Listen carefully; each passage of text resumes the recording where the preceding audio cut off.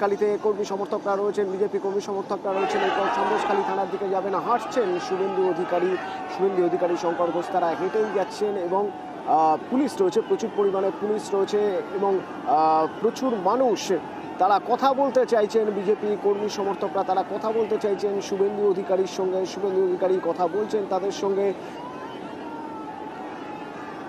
কিছুক্ষণ আগে সন্দেশখালী এসে পৌঁছেছেন শুভেন্দু অধিকারী ধামাখালীতে পুলিশের কাছে আদালতের নির্দেশ আসার পর তারপর পুলিশ তাদের ছেড়ে দেয়। পুলিশ আধিকারিক যারা ছিলেন তারা সেখান থেকে শঙ্কর ঘোষ এবং শুভেন্দু অধিকারীকে যেতে দেন এবং তারপর ফেরিঘাট থেকে তারা এবার সন্দেশখালীতে।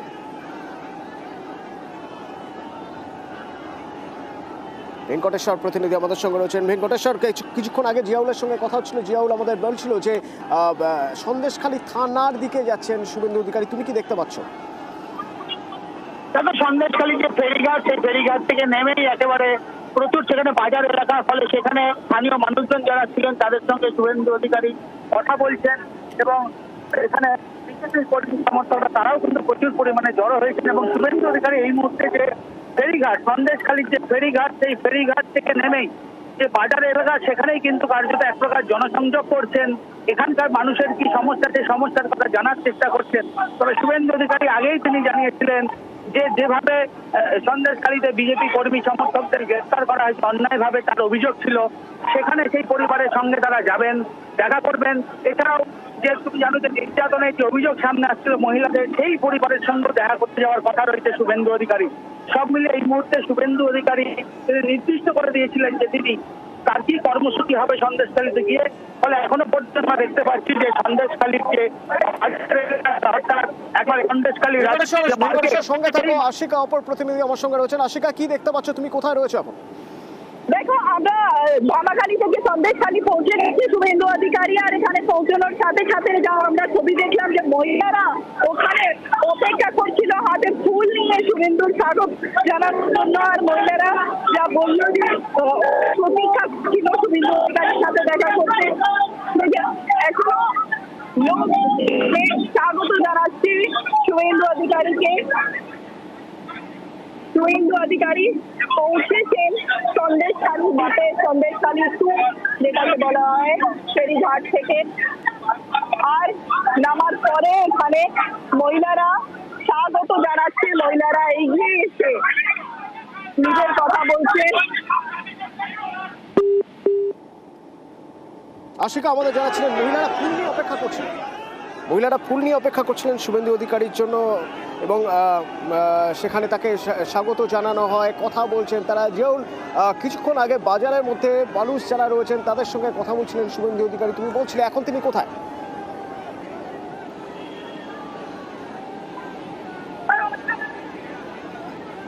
জিয়াউল, শোনা যাচ্ছে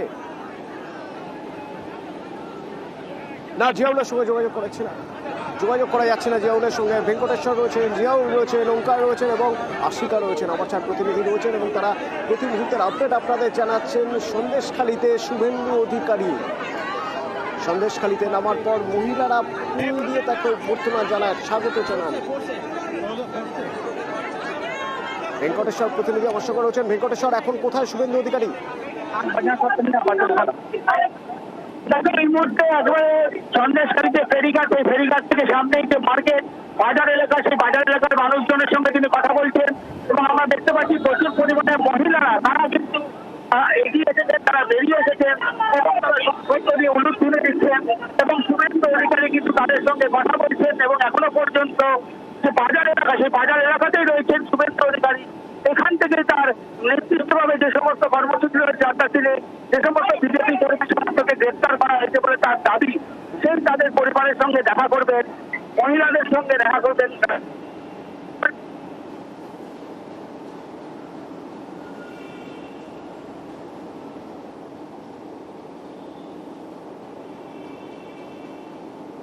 অপর প্রতিনিধি জিয়াউল আমার সঙ্গে রয়েছেন। জিয়াউল, তুমি কি দেখতে পাচ্ছ, শুভেন্দু অধিকারী কোথায়?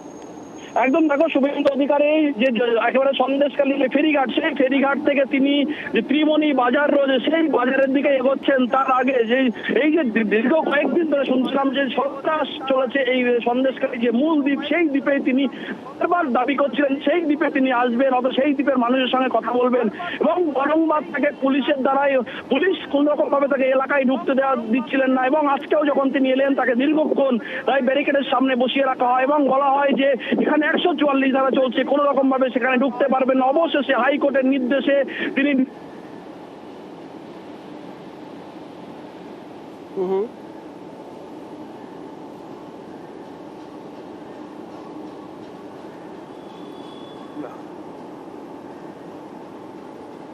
হাইকোর্টের নির্দেশ এবং তারপর শুভেন্দু অধিকারী আজ সকালে চলে এসেছিলেন। তিনি ধামাখালিতে এসেই আটকে যান, তার কারণ পুলিশ ব্যারিকেড করে রেখেছে। ততক্ষণে হাইকোর্টের প্রধান বিচারপতি ডিভিশন বেঞ্চ জানিয়ে দিয়েছে শুভেন্দু অধিকারী সন্দেশখালী যেতে পারবেন, তার সঙ্গে শঙ্কর ঘোষও যেতে পারবেন, তবে অন্য কোনো কর্মী সমর্থক যেতে পারবেন না। তখন পুলিশের কাছে সেই নির্দেশ আসার পর পুলিশ আধিকারিক যারা ছিলেন তারা রাস্তা খুলে দেন, ব্যারিকেড খুলে দেন এবং তারপর ধামাখালি ফেরিঘাট থেকে সন্দেশখালীতে এখন শুভেন্দু অধিকারীকে দেখার জন্য প্রচুর মানুষ ফেরিঘাটে সেখানেই অপেক্ষা করেছিলেন এবং মহিলাদের সংখ্যা ছিল বেশি। মহিলারা ফুল নিয়ে অপেক্ষা করেছিলেন। এরপর একটা ছোট মার্কেট বা বাজারের মতো, সেখানে এখন মানুষের সঙ্গে কথা বলছেন, এলাকার মানুষের সঙ্গে কথা বলছেন, কর্মী সমর্থকদের সঙ্গে কথা বলছেন শুভেন্দু অধিকারী।